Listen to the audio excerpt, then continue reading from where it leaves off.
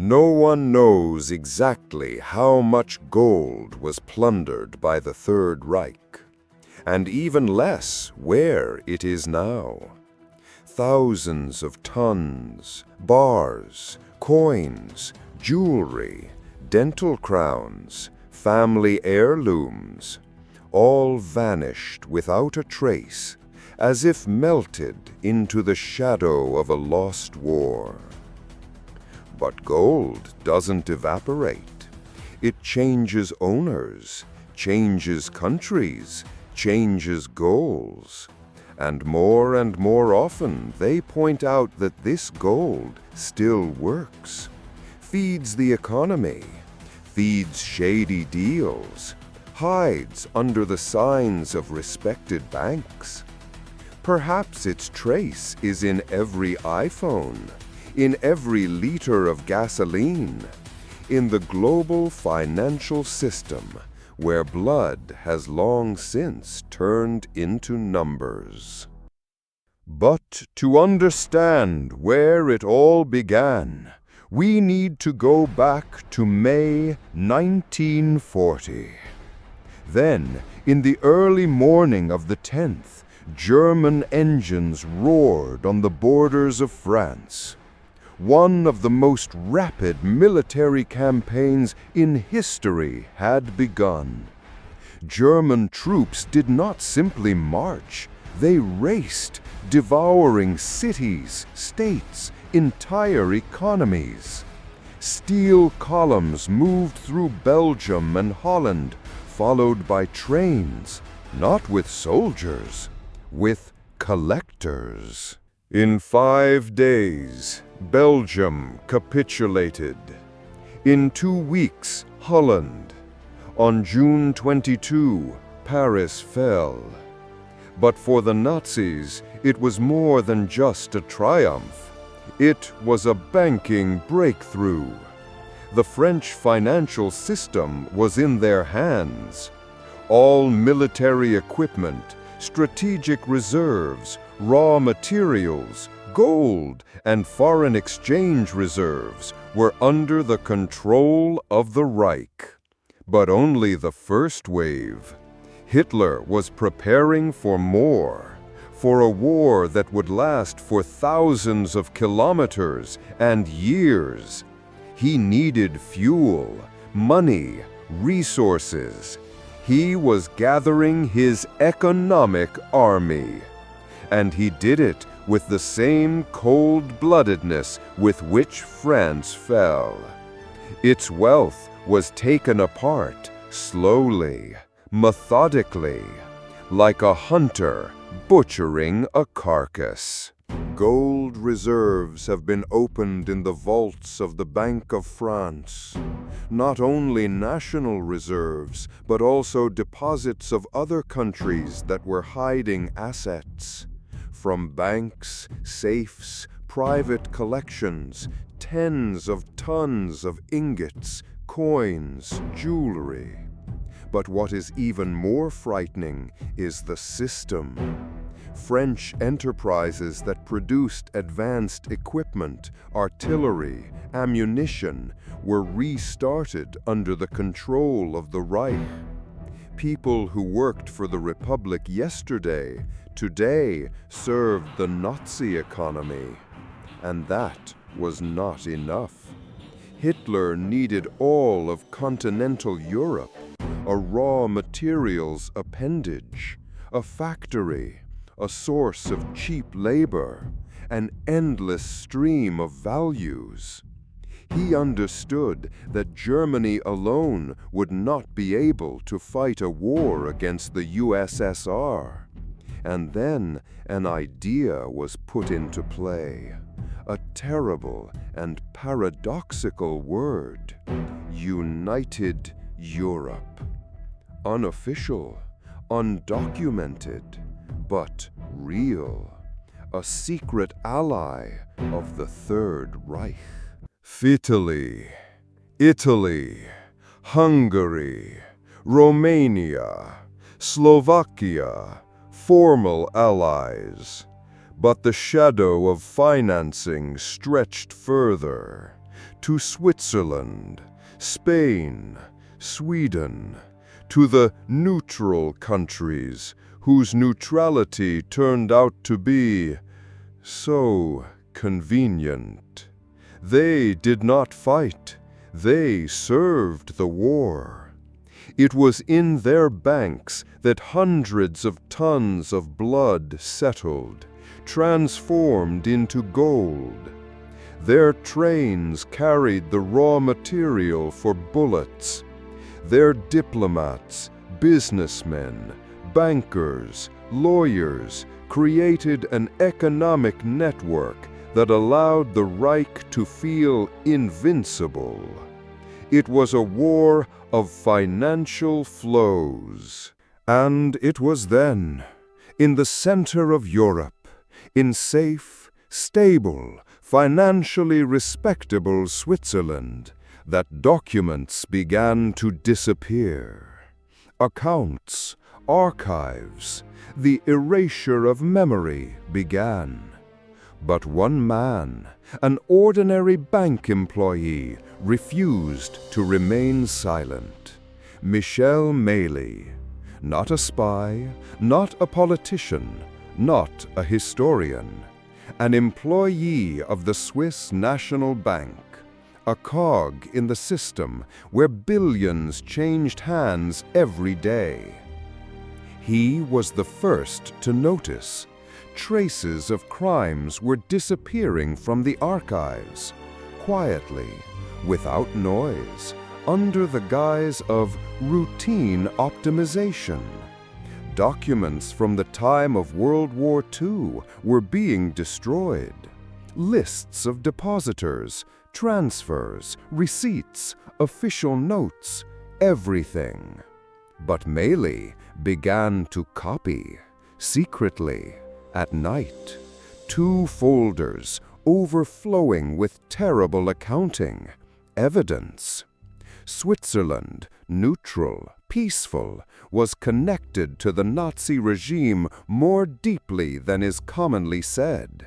These papers contain accounts into which funds from the confiscation of Jewish property all over Europe were flowing. Houses, factories, jewelry, works of art, everything that was taken from people before they were sent to ghettos or concentration camps was turned into numbers. Transfers, deposits. Bankers knew whose money it was, and yet they accepted it. More than that, they serviced the turnover. They helped transfer funds. They consulted. They created mechanisms. Switzerland became the Nazis' invisible cash register. Bank secrecy packed the blood. Mailly broke the seal. His documents are a sensation at an international conference in London, December 1997. 41 countries, France, Great Britain, USA. Everyone wanted to understand, if the Reich's gold is in Switzerland, where is it now? Who controls it? And the most terrible thing, what is it used for? The conference did not provide answers. It only opened the door to ominous darkness. What Mailly showed is the tip of the iceberg. The true scale of the crime is invaluable. According to conservative estimates, over the course of the war, the Nazis seized and transported more than 800 tons of gold to their vaults. More than half of it came from central banks in Belgium, Holland, Italy, Hungary, and Luxembourg. Another 130 tons or so were personal savings, gold wedding rings, family coins, dental crowns, pectoral crosses, rings, brooches, chains, the gold of victims, gold that had absorbed fear, pain, and the last hope. But the bulk of it did not end up in Berlin, not in the vaults of the Reichsbank. It was placed in neutral banks, first and foremost in Switzerland. The Swiss vaults were the closure point of the schemes. The Nazi machine bought resources, paid its allies, invested in covert operations, and when defeat became obvious, the gold began to be secretly withdrawn. Day after day, millions, through complex deals, shell companies, chains of offshore companies, professionals, cold-blooded. Thus was born what would later be called almost mythically the gold of the party. This money escaped the blow of history. It did not burn in Berlin.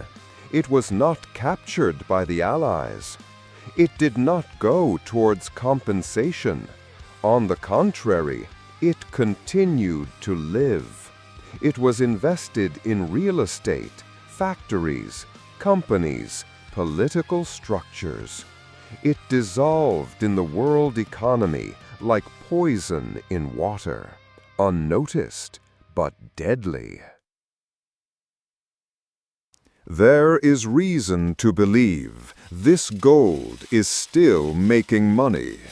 It underlies modern fortunes. It finances companies. It influences elections. It moves markets. And if that is true, then the war is not over. It has simply become invisible. Spring 1945. Germany capitulated. Many hoped that with the fall of the Reich, its shadow would disappear. But the shadow stretched. The Allies established the Tripartite Gold Commission to return the loot to its rightful owners. The task is impossible. Documents destroyed, archives difficult to access. The banks of neutrals, Turkey, Portugal, Argentina, closed their doors to auditors. By 1997, out of 800 tons, only 329 had been returned. The rest disappeared. Where? Historians, financiers, journalists, theories. The most convincing? Part of the party gold to South America, Argentina, Brazil, Paraguay, where there are large German diasporas, where dozens of former Nazis found refuge. The infrastructure is ready. Names: Otto Skorzeny, Saboteur, Hitler's favorite. After the war, Spain. Participation in the movement of assets. Overseer of the Golden Path. Others: Martin Bormann, the Grey Cardinal, the party treasury. Didn't die in Berlin. Spotted in South America. Coordinated a network of fugitives. A key figure in the fate of the gold. But there is no evidence, no map, no document, no extract. Rumors, scraps, declassified fragments. The main mystery has not been solved. And in the meantime, how did the economy of the Third Reich hold up at all? Germany, after Versailles in 1919, was destroyed, lost its colonies, territory, 6 million inhabitants. National wealth was half as much. Industry was half as much. Army was at a minimum. Reparations, 260.9 billion gold marks, equivalent to 100,000 tons of gold. Inflation, poverty, national trauma, pain, anger, confusion, demand for a leader, for revenge, for revival. So in Munich he appeared, Adolf Hitler, February 1933, Reich Chancellor. Refusal of reparations, mass rearmament, restructuring of the economy for war. But the money, where from? No gold and foreign exchange reserves, no loans, no resources. The answer is amazingly simple. The Reich printed new bonds. Minister of Economics Hjalmar Schacht, a dual financial system, one for the population, the second one is for the military industry. Within the country, special bills, non-cash financial obligations. The state paid off enterprises with promises of future payment. Over several years, bills worth a fifth of the entire budget. Without inflation, without panic, without intervention. The economy came to life on fake blood, on paper, a bubble, brilliant, terrible, but empty. To keep it from bursting, real wealth is needed. Gold. Where? The answer is merciless. To look not in your own depths, but in other people's safes. By the summer of 1939, Germany had a breathing space. The national debt was 60 billion Reichsmarks, a tumor.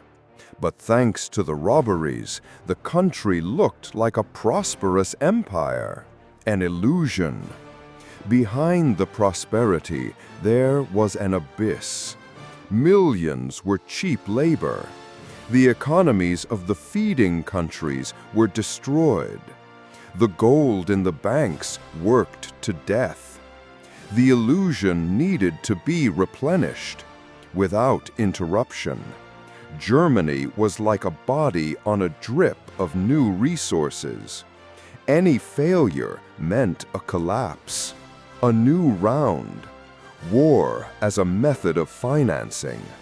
The target was Poland. September 1939. Lightning victory.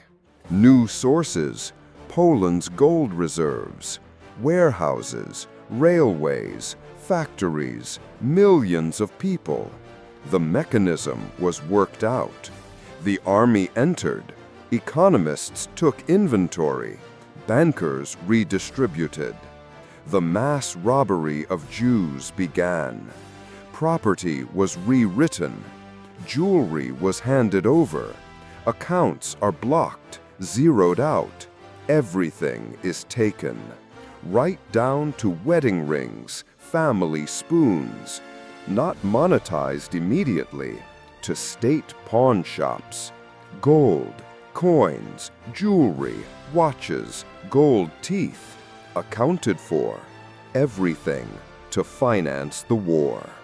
In parallel, alliances, Mussolini's Italy, Slovakia, Hungary, Romania, Finland, each with its own interests, land, influence, protection. In exchange, technology, weapons, part of the loot. A monster is being formed, united Europe. Not diplomatic, practical. France, Belgium, Holland, Poland, not just captured. Broken factories, overworked workers, empty safes. Every brick of this structure is made of pain and gold. But the pyramid cannot grow forever. The crack has already begun. 1940, the peak of artificial saturation. Production is growing, unemployment is destroyed, but everything is based on debt.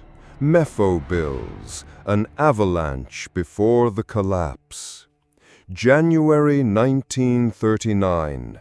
Hilmar Schacht, the architect of the miracle, writes to Hitler, "Stop the emission. Look for real assets, otherwise hyperinflation and collapse." The verdict. 2 weeks later, Schacht is removed.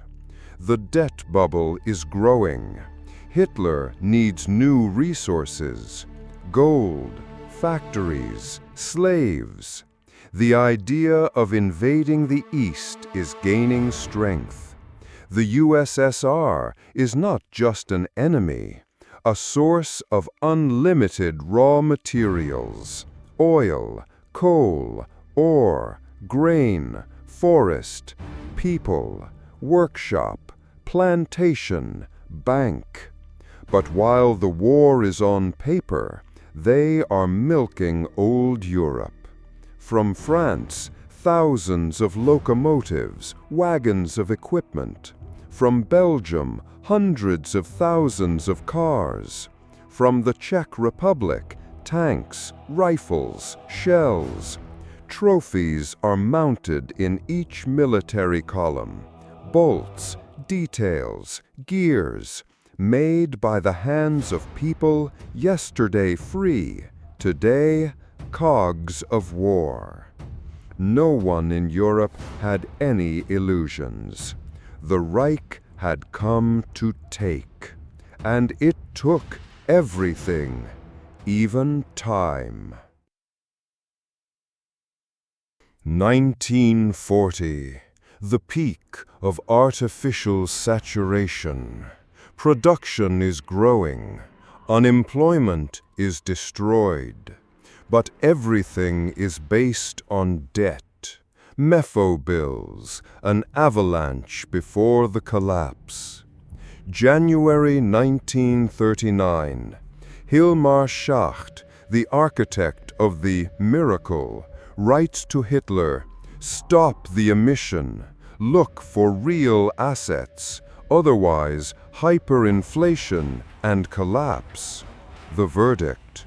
2 weeks later, Schacht is removed. The debt bubble is growing. Hitler needs new resources: gold, factories, slaves. The idea of invading the East is gaining strength.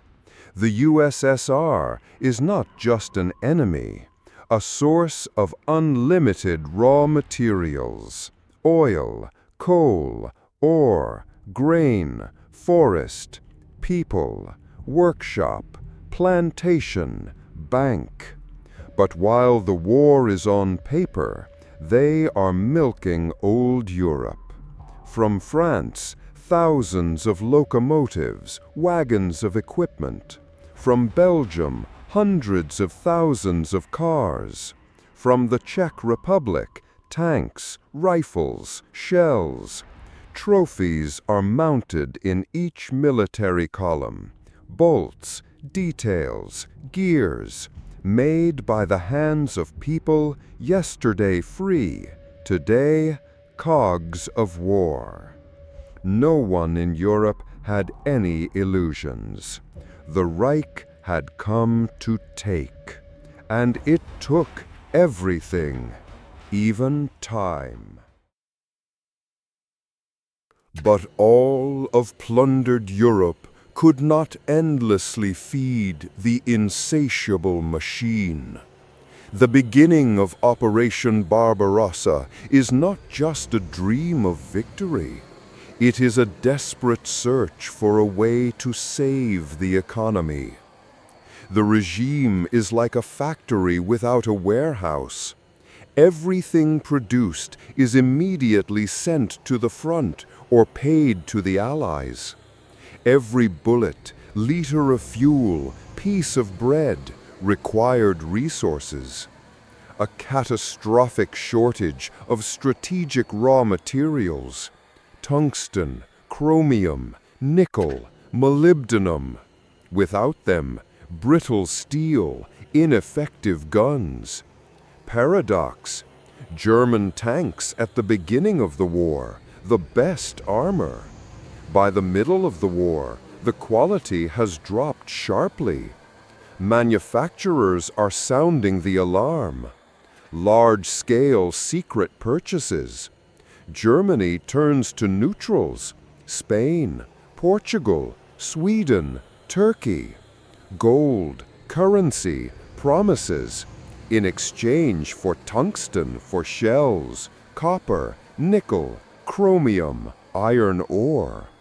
Peaceful trade, helping the aggressor.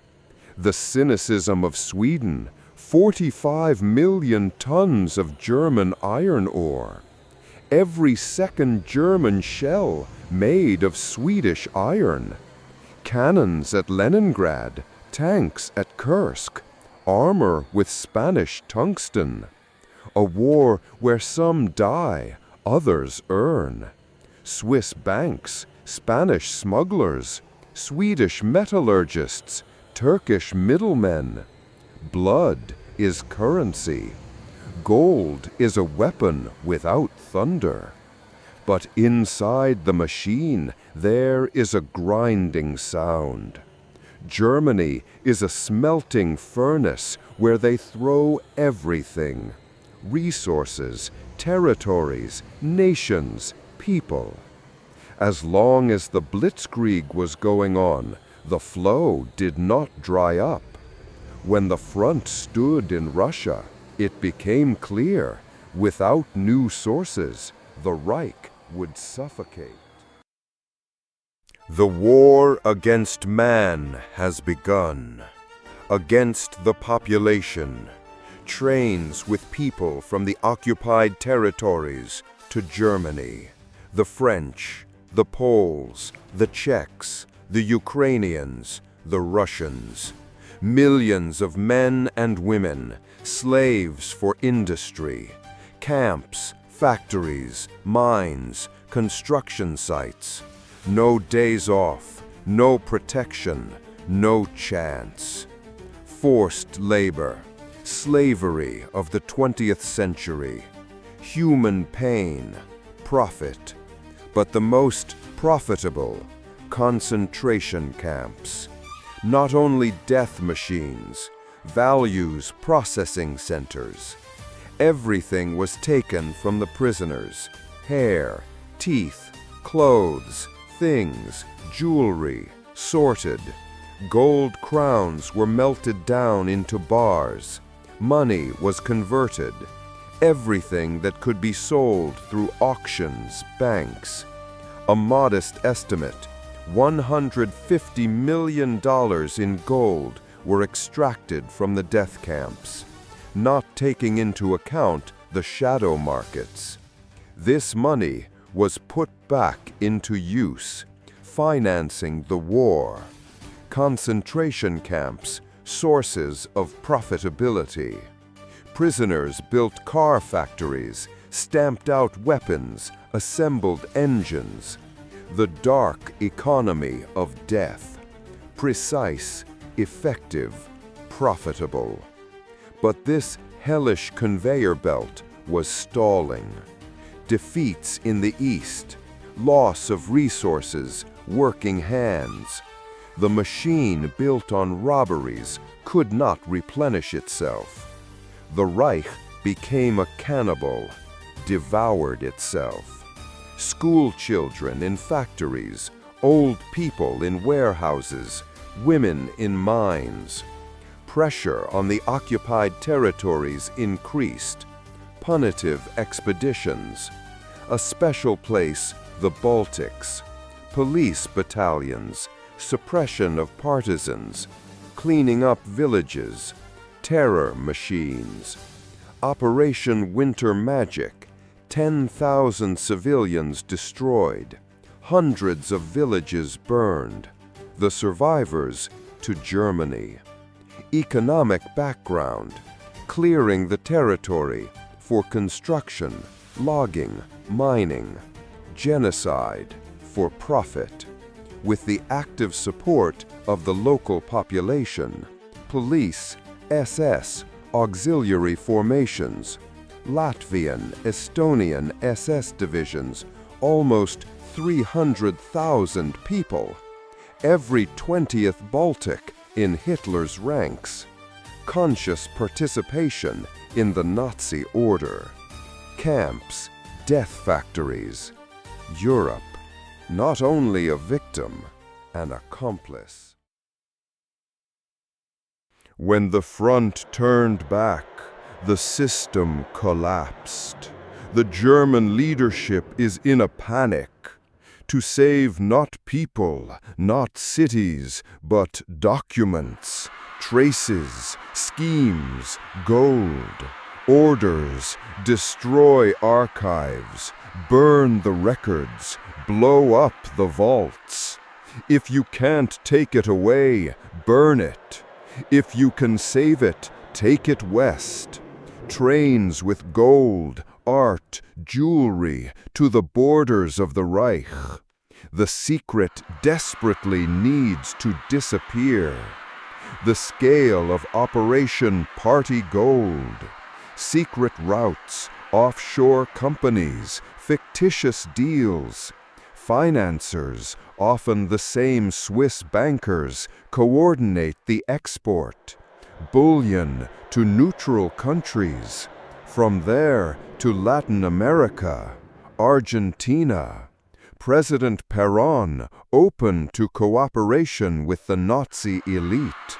Hundreds, thousands of fugitives, financiers, officers, scientists, bearers of financial secrets.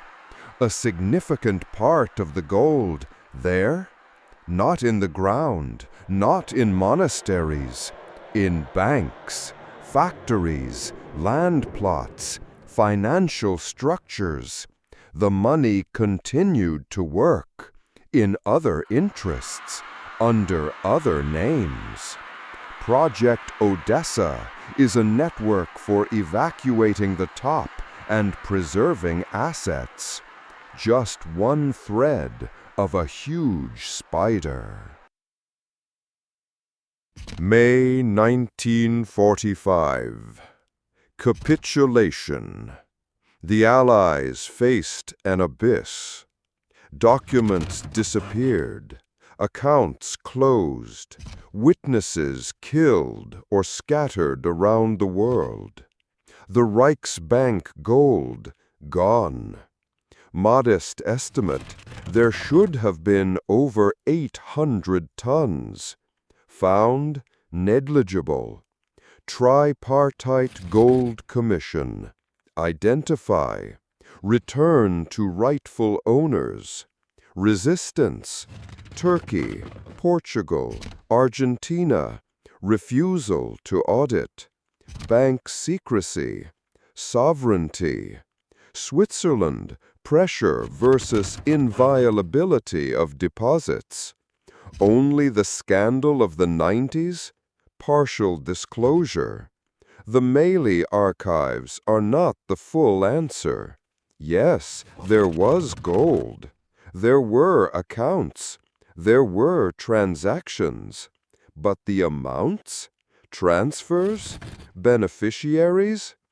Only 329 tons were returned on paper. The rest? Dissolved? Gold does not disappear. It changes shape, names, countries. The question is, where is it now? Is it working? Possibly invested in post-war corporations. The basis of funds, banks, concerns. Part of the world we live in, built on the gold of death. So the question, who won, is open. The official story. Images of liberation, parades, capitulation signatures. The unofficial lingers like a shadow, behind names, companies, economies. The Third Reich was a business, and this business did not die. The companies that got rich during the war did not disappear. They flourished. BMW, aircraft engines, prison labor. Daimler-Benz, tank engines, trucks. Siemens, equipment for camps, aviation. They survived. They grew. Thanks to investments, technology, or hidden war capital. Invested in subsidiaries, hidden through fictitious deals, redistributed in offshore companies. The war did not end in defeat. It changed form, from combat operations to economic influence, from artillery to shares, from armies to transnational holdings.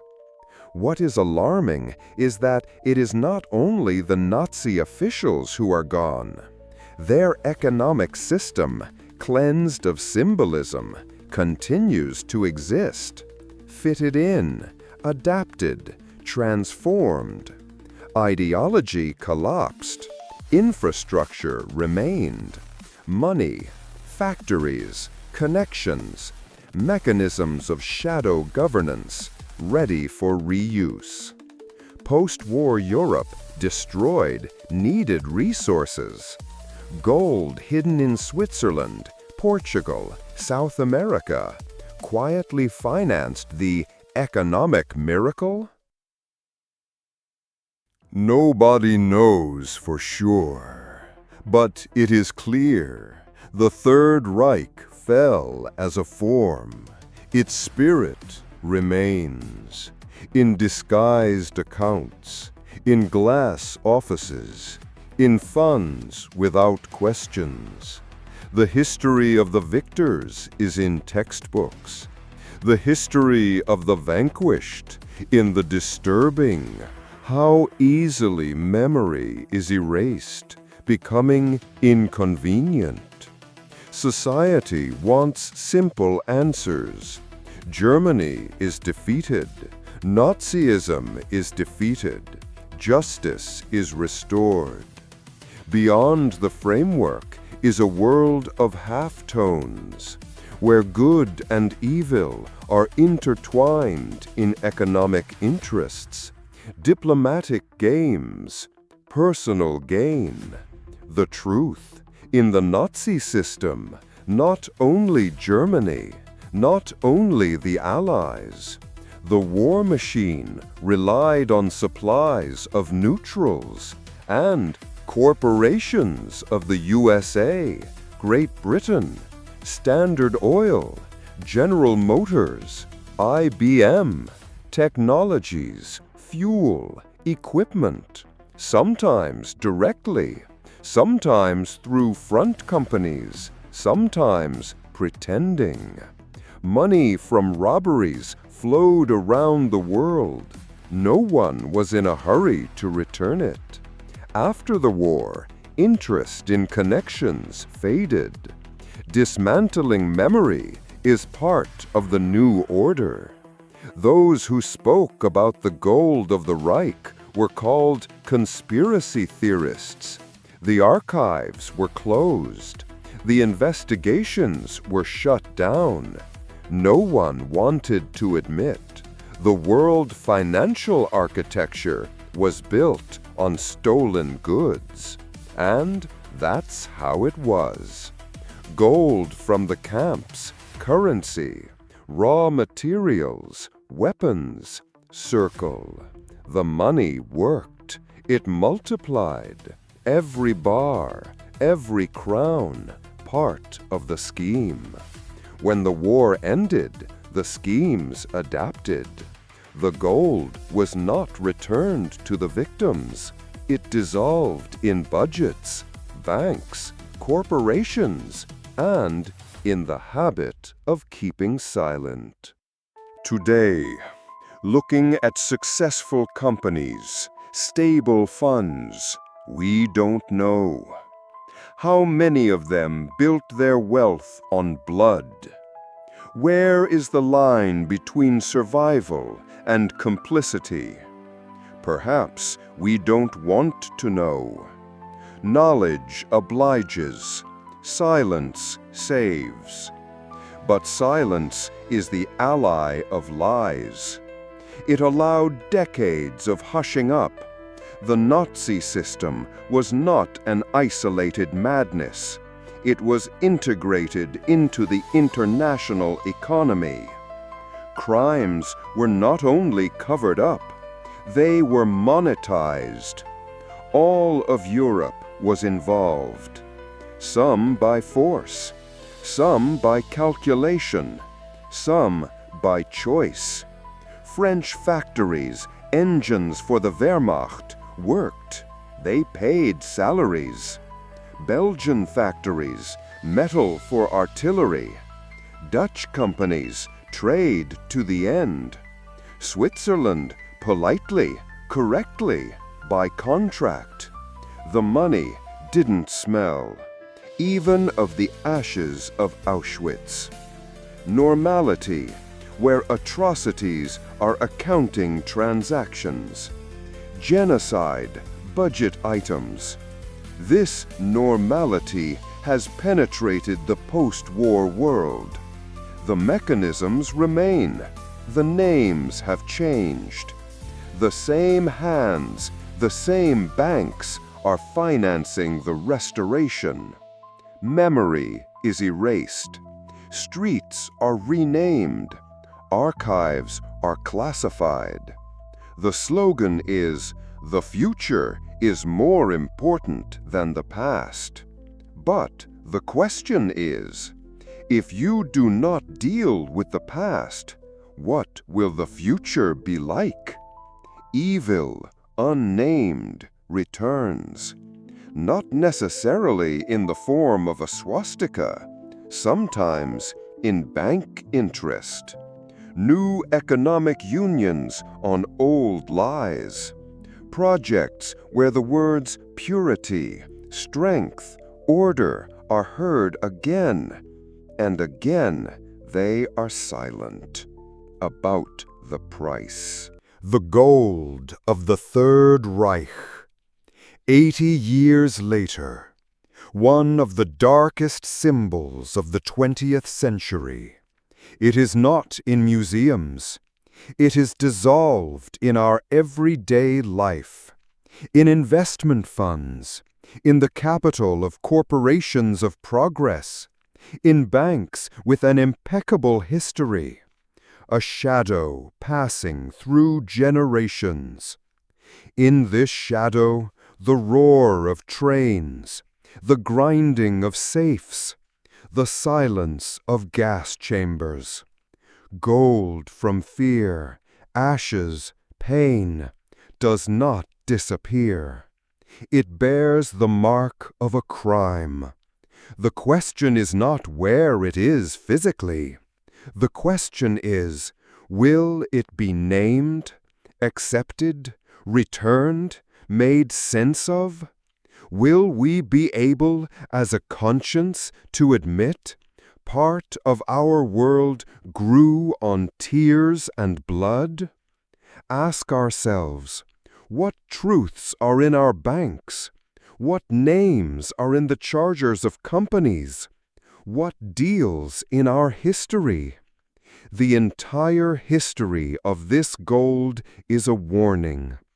If economics is more important than morality, if profit outweighs compassion, if silence is more precious than the truth, the war will never end. It will change form. And if today truth depends on price, and crimes on the shelf life of the document, then the gold of the Reich is still with us. Not in bars, in indifference. And until we defeat it in ourselves, it will defeat us. Thank you for being with us in this difficult but important investigation. The history of the Third Reich's gold is not just archival documents and numbers. It is a reminder of how easily a crime turns into a system and silence into complicity. We will continue to search for the truth, unravel the threads of the past, and ask uncomfortable questions. Stay with us. There are still many stories ahead that must not be forgotten. Subscribe to our podcast. Share this episode with those who care about it. Because memory is not just knowledge, it is responsibility. Until next time.